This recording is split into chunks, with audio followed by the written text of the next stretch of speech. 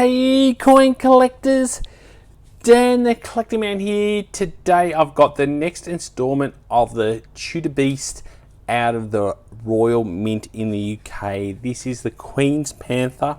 This is the 6th Bullion version that has come out. It's the 7th in the series, but they only have done 6 so far with the Bullion. So they've missed the very first one, which was the Seymour Panther. So this is the Queen's Panther. As you can see here, I thought I'd open it straight up so we can have a look at the quality that the Royal Mint has sent it. Overall, not too bad. There's definitely, from my perspective, a couple of little scuff marks there. You can see one there. It's more on the plastic though, not the coin itself by the looks of it. But this is pretty cool. So this is a 2-ounce pure silver coin from the Royal Mint. It's a £5 coin, and as you can see here, 2-ounce fine silver.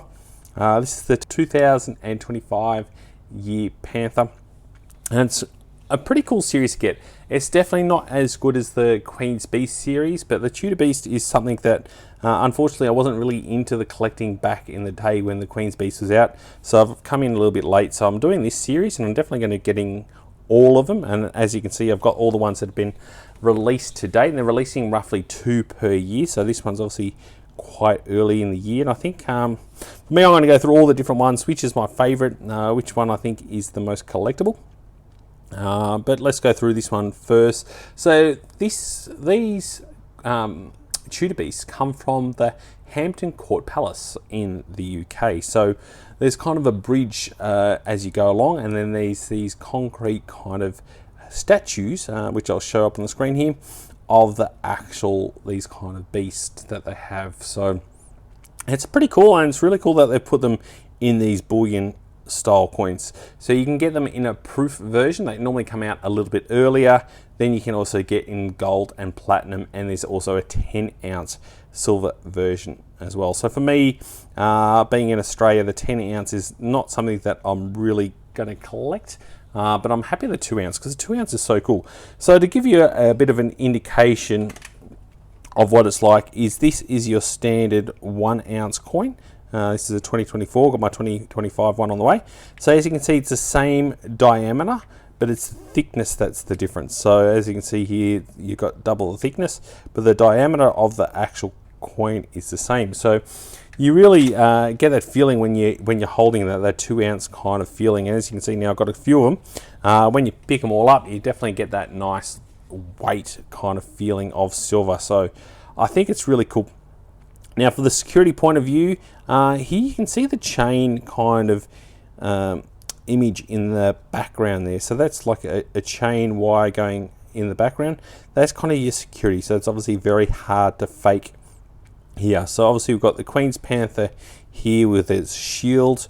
A lot of detail in that, as you can see. So from a design and quality point of view, and they've kept it, I like it kind of simple. So they've got the Panther nice and clear, and it kind of pops out of the edges as well. They haven't kept it tight in there, which is nice to see. It pops out a little bit of the rim there, just gives a little bit more of a 3D kind of look there. But then in the back, it's just got that kind of security feature there.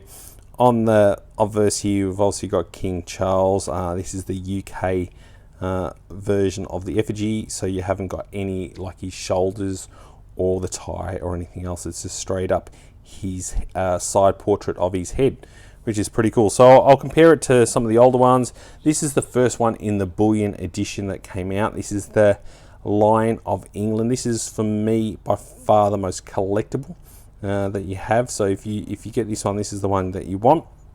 And we can see the difference here with Queen Elizabeth versus King Charles.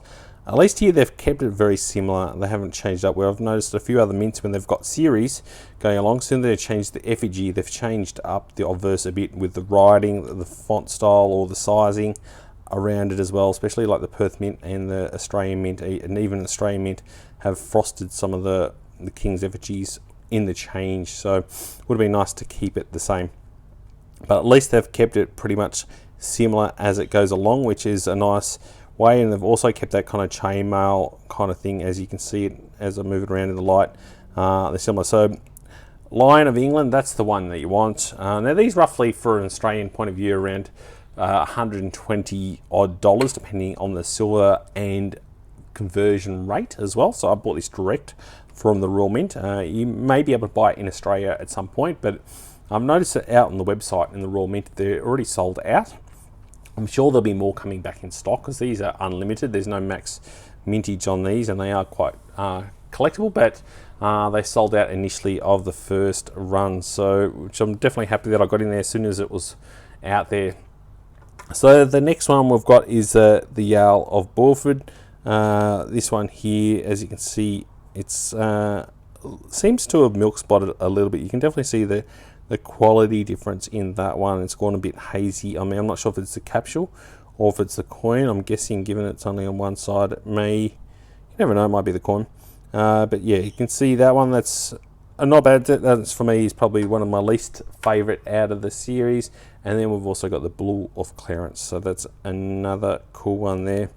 Definitely got a few scuffs on the capsule, unfortunately, so obviously didn't look after those ones as well because I've had them for a couple of years, but I keep them in a nice little container now. One from last year is this one here, is the Seymour Unicorn. That was the next one in the series. It's a pretty cool one. I know my daughter loves this one. It's a not bad little coin there. It's, this one for me is probably another great one to get. I think it comes up really nice, the unicorn itself. And then we've got the Tudor Dragon, which is another popular one to get. And again, you can really see it, how they've got parts of the dragon popping out on the outer rim.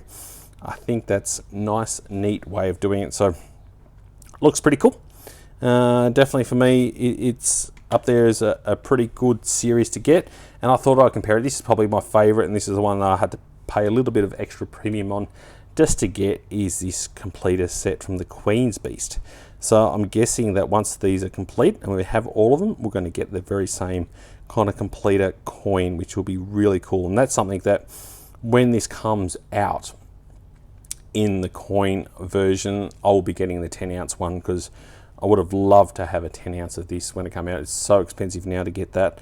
But the completer kind of coin, it looks, if it comes anything up like this, is going to be really, really cool. Having the effigy in the middle, I think that's just absolutely kind of amazing the way they've done that one. So it's definitely a nice way to do it. So it'll be interesting to see if they do similar with King Charles in the middle, or what they're going to do. Are they going to put a picture of the palace in the middle? That might be a different thing that they do instead of King Charles, because obviously the Tudor Beasts are king and queen. They're not specific to the Queen's Beast like this one was. So it'll be very interesting to see how they're going to do the middle of that, if they're going to do a completer. But I know, knowing the Royal Mint, and they know when they're on a good thing, and they know when something's collectible, it's very likely that they're going to do that as well. So there's a lot of cool things also coming out of the Royal Mint at the moment. So definitely got some other cool bars that I'm looking to buy.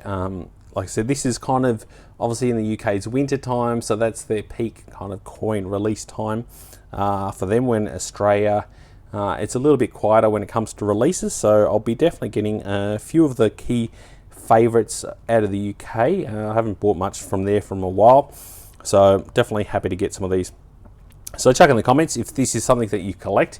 Do you like these ones, or are you definitely into the Queen's Beast as well? I'd love to hear your feedback on it and what you think about the actual coin itself. But for me, it's definitely cool, and I'm glad I started the series, and I'll definitely keep going until the end. It's a nice one, but I just hope that they end up doing a bullion version of the Seymour Panther, because it'd be a shame to have that. Otherwise, I'm going to end up paying a high premium to get the proof version, just to fill that hole in my kind of collection. If you like this content, make sure you do, as always, give us a thumbs up and chuck in the messages below what you think.